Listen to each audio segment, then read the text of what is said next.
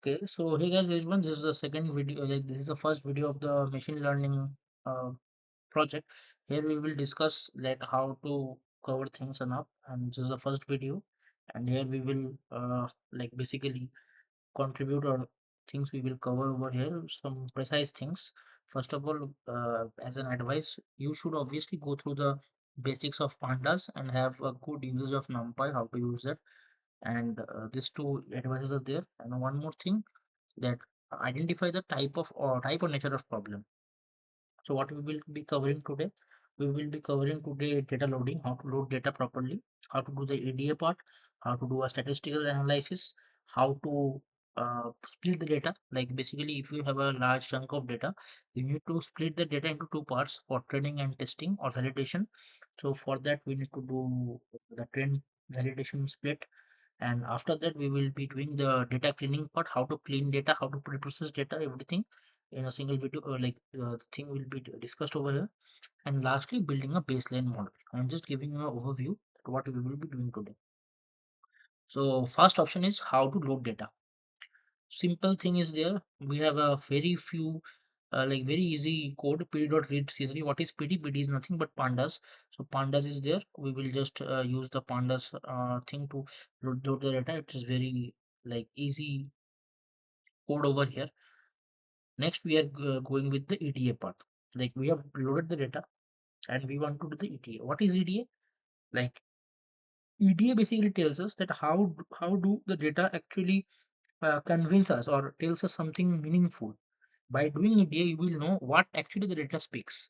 Without EDA, you will not be able to uh, tell what is there. EDA stands for actually exploratory data analysis. So that is the main work of a data engineer or data scientist, anything you can say. And let me give you an example. Suppose we have a bar graph, and the x-axis we have the here we have two things, cars and bikes, and in the y-axis we have sales. So we, if on seeing that, we will get an analysis or a prediction that the number of for example, say bikes have more sales in a month than car. So we can say that for a particular month, bikes are more targeted by customers than um, cars. So such type of predictions or meaningful thoughts we can uh, predict by seeing the nature of data. Okay, so we have three types of things to actually see the data. So we have, if we want to check how many entries are there, so we will give the shape, the first thing we have given. If we want to check what is the content, I've given over the head over there. But if you want to check the full content, just showing you, see this one, it will show you all the rows, but inside it's given a space. Obviously it can't show 2 lakh entries at all, so I am just giving you, okay, let me show you 20 entries. This is the head part. One thing also there, if you want to check the or the last part, so you can give this tail option is also over there. So you will have the option to check the last 20 or last 15, whatever you give. So it's your actually basically type that how do you want to see the data. And next is the info part. Info is something that jumbles, that bundles of everything, that what type of value is there, missing values are over there, data types are there, everything it will show. So info is also a very important thing. Next is the matplotlib. Matplotlib is obviously used for visualization of data. So you obviously need to go through the documentation of the matplotlib to get a good visualization or build something. So here another important thing comes for data visualization, or not for data visualization, for EDA, the value count option. What does actually value count tells? It tells that, for example, in a train DF gender, or in a training DF, like this is my data frame, and in gender we are actually having, basically having one two, I think one two three four five types of data: non, female, male, transgender, other. So we have a clear option, like category, that how the gender is being divided over here, if you can see that. Next, let's check another thing, without the gender. Let's check upvote. Let's check the upvote. What type of data is over there? Train DF of upvote dot value. Okay, value counts. See the output. 130 entries are over there, I think.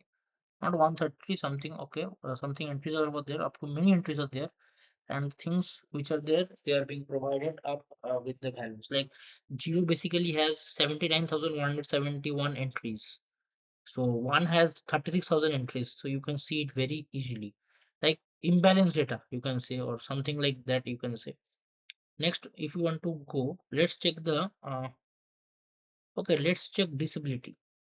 It's a boolean. Like, see this one. Disability is basically boolean data type. So let's check what actually the disability shows us. It's a boolean. It will only have true and false only. Let's check that.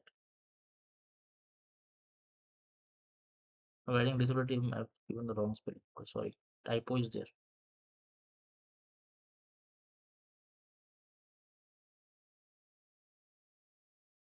See this one. False is like 1,95,000. True is to 27,000. Like no 27,000. 2,743. So this type of data where one is actually very dominating, we actually call them a imbalanced data. Here there is a large amount of imbalance things which is over there. And remember one thing, if you read the challenge, you will get to understand we need to actually predict these levels. Let me show you these levels. I think okay, let me give you a good idea. I am just syntaxing this. This is the level part. So we need to predict this level only. If I just show you the value counts over there,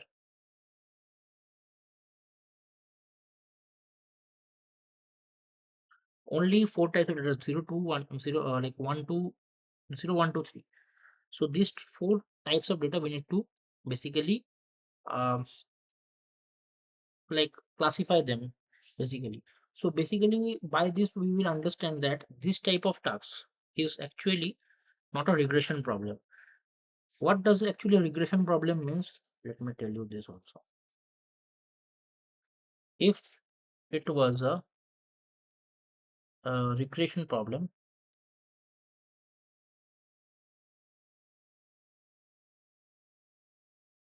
then we need to predict some continuous values, not fixed one, not fixed. But here we are, sorry, we are basically predicting labels, or you can say, or you can say, or you can say, classifying the comments into the required given labels. So, so this is actually a what I will say. This is actually a classification type problem, not a regression,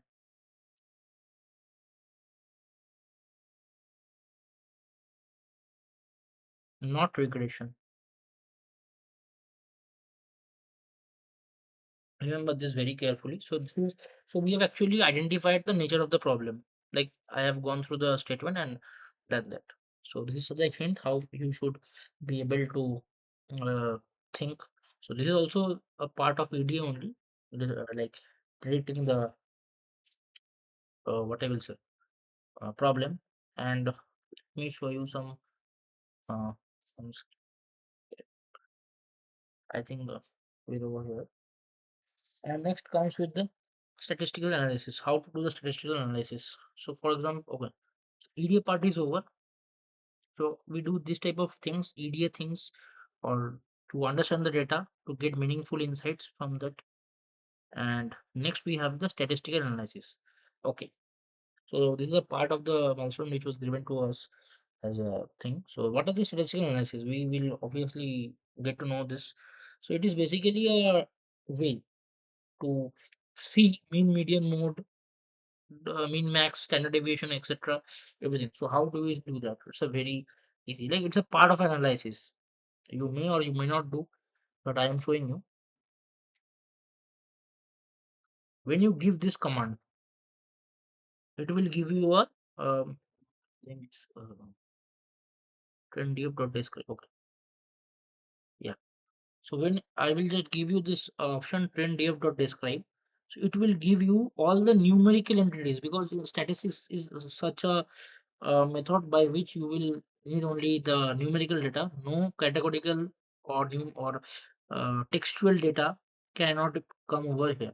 So I have given you these things, and you can see this one, like what it tells actually. Post ID is having the entries as 1,98,000, and its mean is given, median is given. So here you, okay, let me do the transcribe sorry, traverse it. Now you will understand. So post ID is having this max value as 129. Everything we will get, you will get over there. So this is the code of that, how to have a statistical analysis over there. So obviously you can check it any time in the pandas and all. So you will have a good, like, grabs of the data, and to know what actually that means. So this was the statistical analysis of basic code. Uh, Next we are coming with the trend and validation splitting. What does this actually mean? So think like this: we have a training data. Like trend data is given over here. I'm just giving you without any. Trend DF is over here. So I think you know very well. This is a trend DF. So here there are 1,98,000 entries. But for our model training, we need to check now, because test that in the test.csv we will be giving only like predicting only the test values. So there we can't touch anything.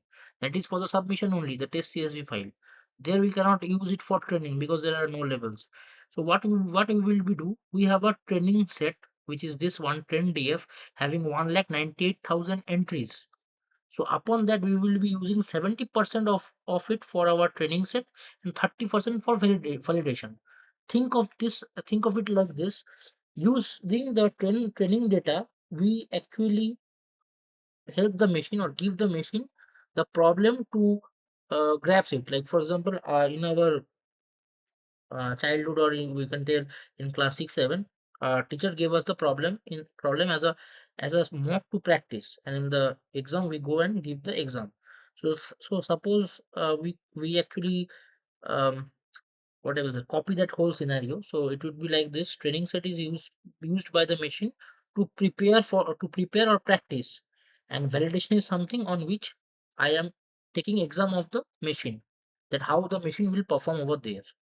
So that's the thing, nothing more over there. So how we will actually do the like the training validation splitting?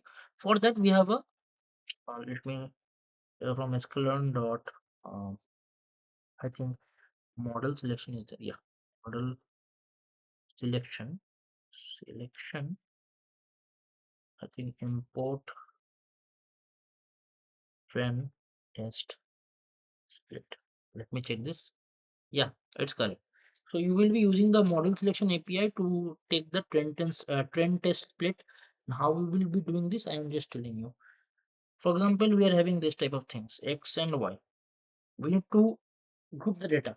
For example, X is something where we actually take the things which will be which is not the label. Label is something which is like X will take the values, or let me tell like this: Y is something which uh, the system will be predicting, and X is something that we will be feeding to the uh, what I will say, machine.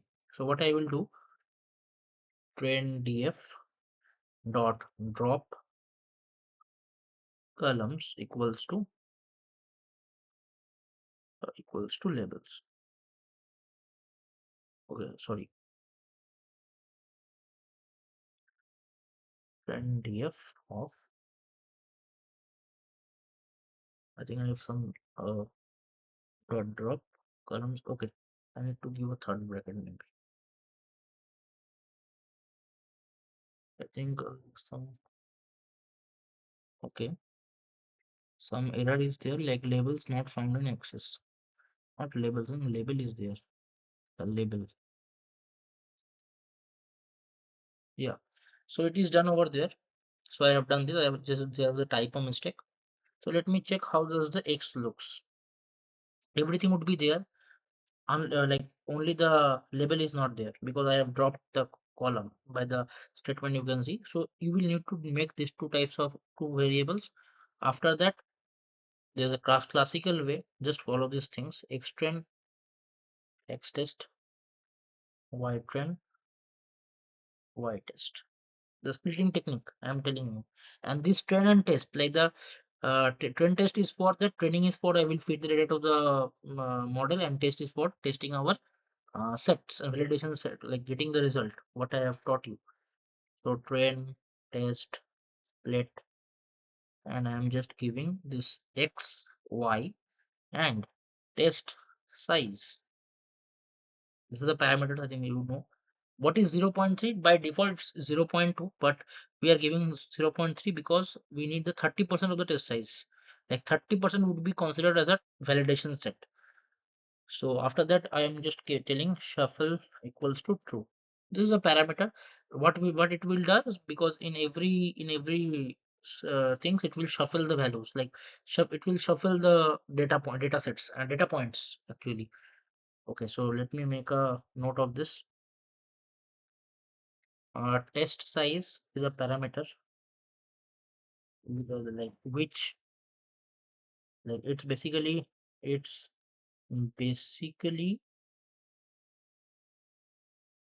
tells us um, what should be the validation s- uh, data size. So here it is 0.3 of 1,98,000. I think you know the maths very well, and the rest of that is of the training set. So let me check that one also. Just I will do like this. X test dot shape. Okay, so capital should be capital. See this one, if you do the mathematics, you will know that this amount is only left. So this is the thing over there. And next, next coming as a data preprocessing. What is the data preprocessing? So I have just shown you the previous step. Now coming the data preprocessing. Okay.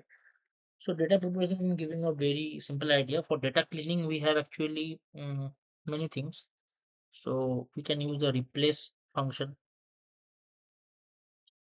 Replace function is there. Okay.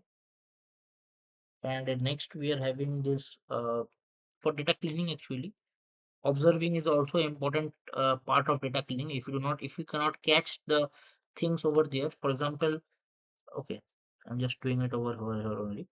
For example, trenddf dot info. Just copy, yeah. You will see that here the entries are not there because only 52,577 entries are valid, else not there. So here we can see that here many data is not there. So this is not a part of cleaning. Cleaning, what does the cleaning means? There are some random data we are cleaning it. So we are replacing some null values. And what are the pre-processing? Like both are same, only part of a pre-processing only, like everything's. So we have also one important thing known as imputing. What is imputing? Like filling missing values, missing values in a data set. Data set. So we will be using like simple imputer or any imputer as provided by like told to us. Just go through that. After imputing, we will also have a, technique or known as like how to actually format the data. For example, we are having this encoder. The term tells you encoder is something like, for example, we have a categorical data, and the thing is machine can't understand like, one second, so machine cannot understand text any text or any words or nothing. It can't understand. for a machine, male and female, it doesn't mean anything, but 0 and 1 it can understand. So we need to convert the categorical data to a numerical data for everything.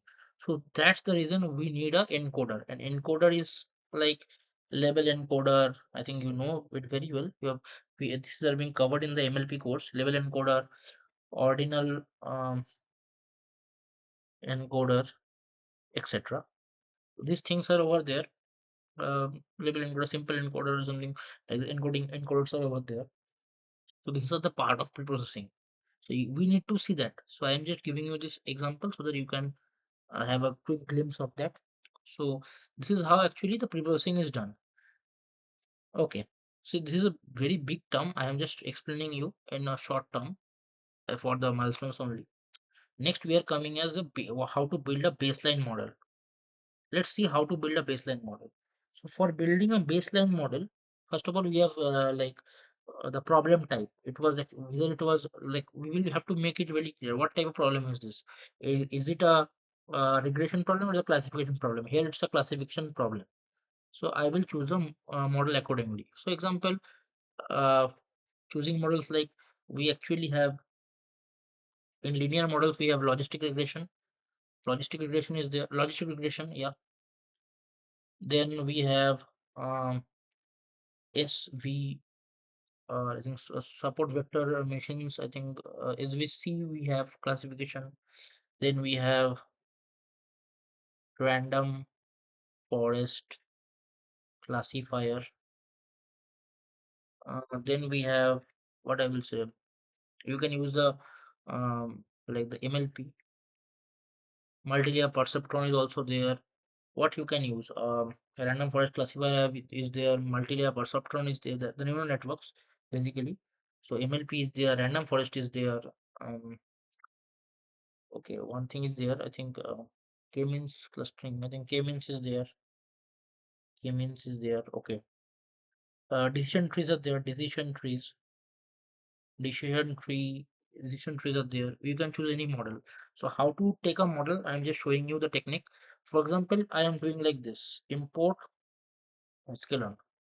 So I'm just taking dear sklearn. I have to check what type of thing is there. So you can see these are the things which you need to use. Like at the from by seeing the things you can use these things. For example, I can see the tree one, so let's check what is it in the tree. So what I will do, dir sklearn dot tree. You can see there is a decision tree classifier. Can you see this? So we will import like this, like from sklearn dot tree. Okay, sklearn dot tree, import, I think decision tree classifier. Yeah. So I have just imported this, and how to make a model, very easy. Just go to this model part, model equals to, do this. Okay, not under this only. What I will do, model dot fit. Fitting is for, I am just feeding the data. Remember one thing, fitting is for fitting the data. X train, Y train. And this format should be same, nothing change over there. Y train. After that, I will just tell him that okay, Y pred. Why Y pred? It's a predicted values are over there. So model dot predict X test. So I am predicting X test, and then I will get a score. Okay, what type of score? I think you are aware of that. In case of let me give the code first. From sklearn dot matrices. Matrix is something where every uh, score is given there. Like import, like for example, F1 score is there. I think MATRIC is, I think matrices. Yeah. So in matrix there is an F1 score. So what I will do, I will just use this F1 score to get my value.